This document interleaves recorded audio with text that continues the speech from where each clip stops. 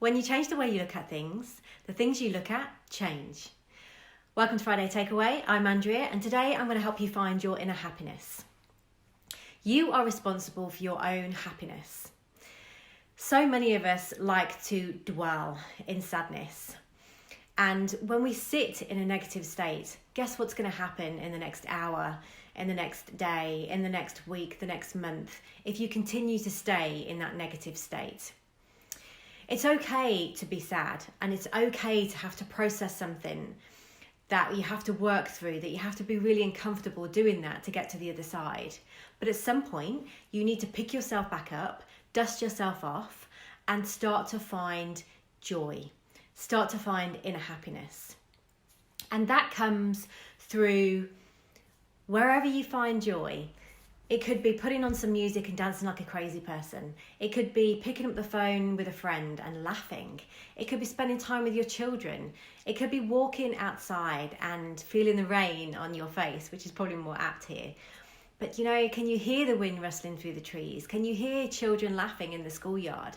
Do you get to come back and cook food, a beautiful meal for yourself? Do you get to watch an inspirational movie or a documentary that makes you feel good? We do. We have these options available to us. So take advantage and find joy. Because when we stay in negative states, we embrace anxiety and we embrace worrying. And with worrying and anxiety, all we're doing is focusing on things that we cannot control. We spend so much time focusing on anything and everything that we have no control over.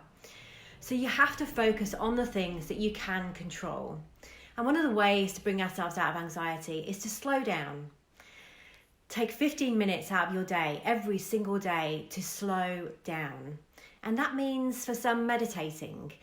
If you don't like meditating, just take yourself off and go and sit in a room and just think. Think about memories. Think about the next holiday. Can you hear that sea washing against the sand? That's where you're going to be soon. Or the next staycation, whatever it is, imagine where that place is going to be for the next 15 minutes and breathe. And then if that doesn't work for you, then make sure you take time out of your day to take an hour at the gym and go for a run, or when they are open, or go for a run outside, or go for a bike ride, or just jump up and down with your kids to an online fitness class.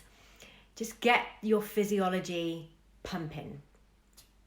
And then worry. How do we stop worrying? Well, worrying is so damaging. It's damaging to our body, it's damaging to our soul, and it basically shortens our life.